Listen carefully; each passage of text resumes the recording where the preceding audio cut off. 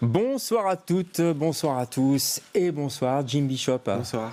Ça va Jim? Ça va? Un peu fatigué, vous m'avez dit. Un peu fatigué, mais ça va. Allez, on va tenir 13 minutes quand même. Allez, c'est parti. Et on va commencer par 3 petites questions si vous voulez bien. Jim, si vous étiez un sentiment, vous saurez lequel? Oh, je pense que je serais mélancolie. La mélancolie. D'accord. Ouais, très On dit souvent ça comme réponse. C'est vrai? Ouais. Ben, c'est quelque chose que je ressens souvent, mais avec laquelle je me sens familier et je me sens bien avec ça. D'accord. Ouais. J'ai l'impression qu'il y a beaucoup de gens qui sont Les artistes, qui sont mélancoliques. Les artistes. Les artistes, ils sont mélancoliques. Pourquoi j'invite toujours des artistes?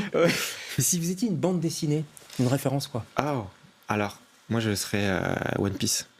Ah ouais. One évidemment. Piece parce que j'aime vraiment profondément le héros, Luffy, qui veut être libre en fait. Voilà. Ouais. Et ça, c'est un truc qui me parle énormément. Et son chapeau de paille. Et son chapeau de paille, mais ouais, vraiment. Éternel. Hein. Et si vous étiez une époque, n'importe laquelle? J'aimerais bien être l'an 3000. Ah bon? Dans le futur, ou voir, ouais, je sais pas. J'ai un fantasme du futur où ça se passe un peu mieux que maintenant. Je me dis, Ouais. j'aimerais bien à ce moment où on arrête avec notre ego et on avance un peu d'une autre manière, quoi. Bah vous savez quoi, ça fait du bien quelqu'un qui parle du futur un peu positivement, parce qu'en ce moment c'est... Bah moi j'aimerais bien que ça soit autre chose, quoi. En tout cas, vous venez nous présenter une bande dessinée qui est remarquable, ça s'appelle L'Enfantôme, et vous êtes l'invité Jim de LCR ce soir.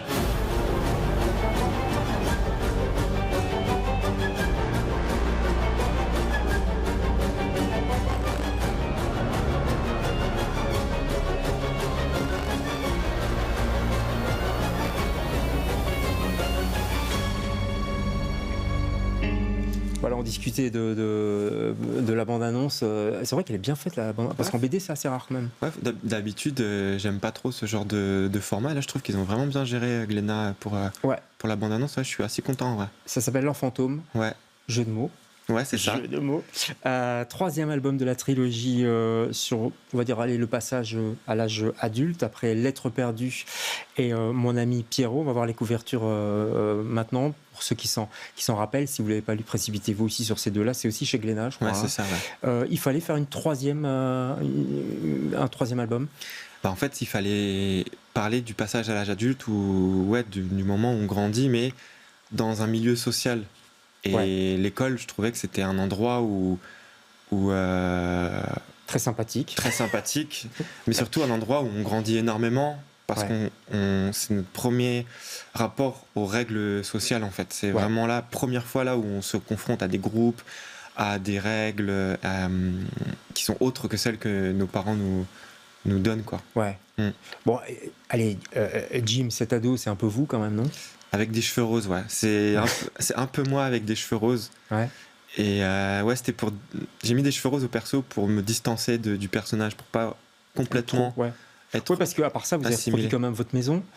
L'appart de. Votre chambre à coucher, même les moments intimes, avec le beau-père, où on regarde la télévision, etc. Ouais. Enfin, je veux dire, tout ça, c'est des moments de vie vraiment que j'ai connus, les lieux.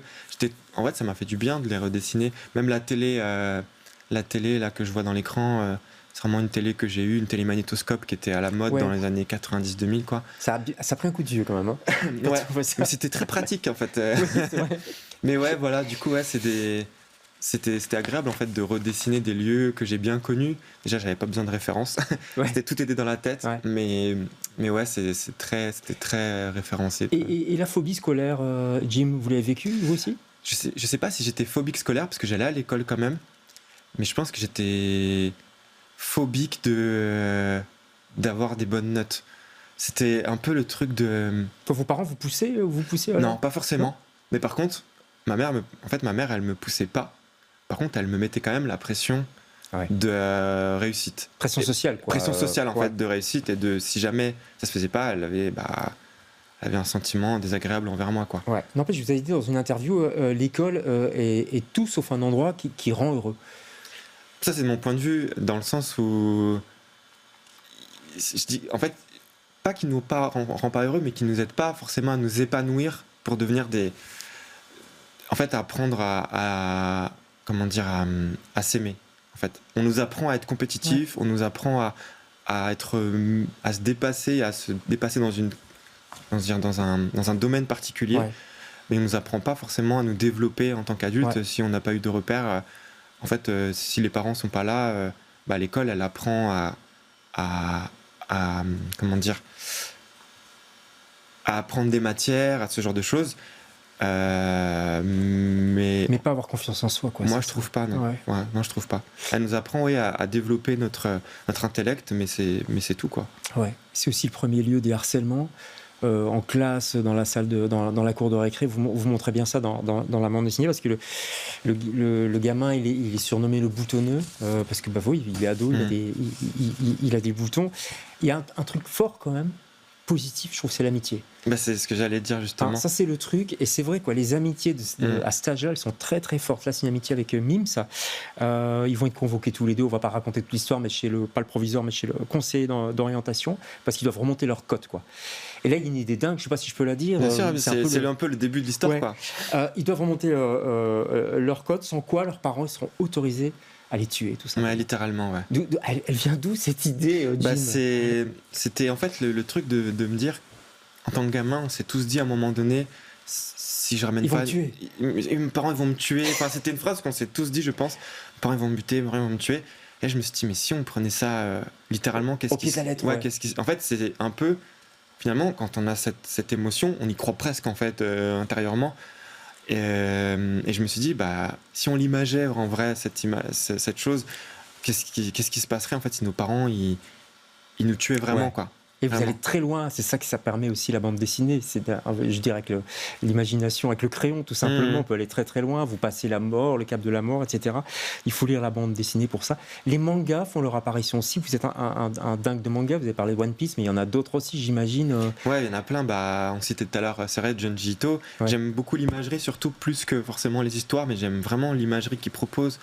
Je suis un gros fan de Osamu Tezuka, de Dragon Ball, en fait, des classiques du manga. Et après, là, par exemple, un manga qui m'a énormément inspiré pour amener des effets graphiques, c'est un manga qui s'appelle Les Liens du Sang, qui est un thriller psychologique entre une mère et son fils. Enfin, c'est un manga qui est incroyable, que je conseille.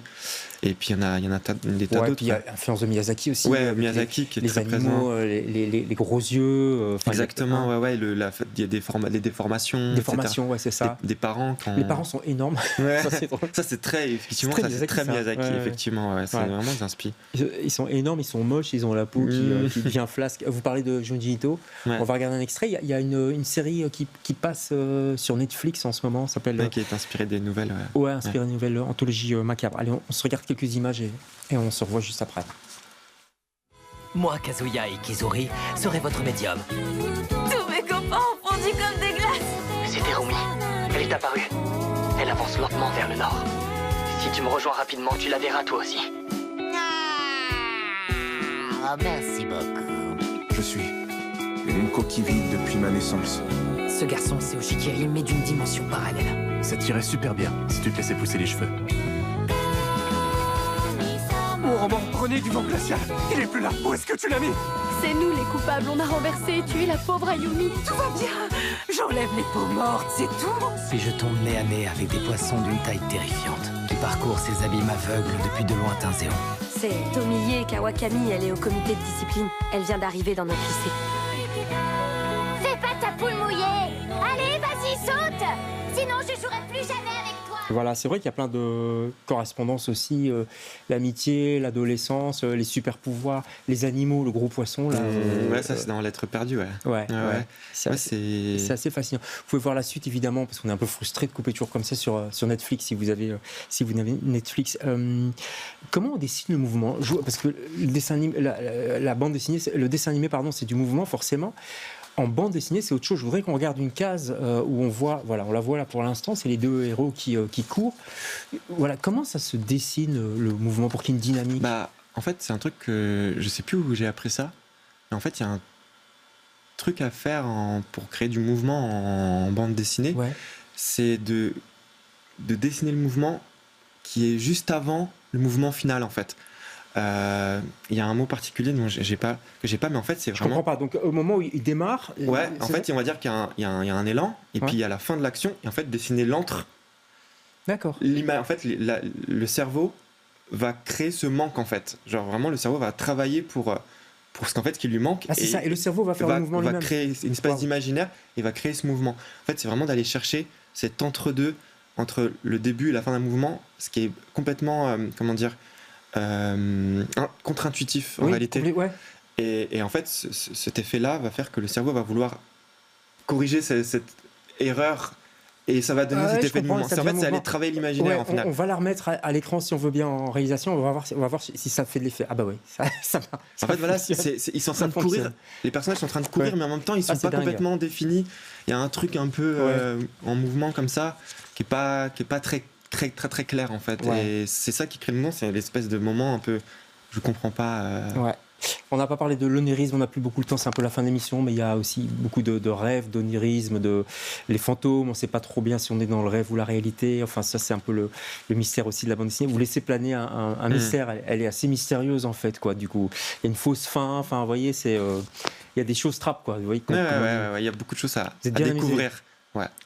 C'est une super BD. Merci beaucoup. C'est chez Glénat, ça s'appelle L'Enfantôme, on comprend évidemment le jeu de mots.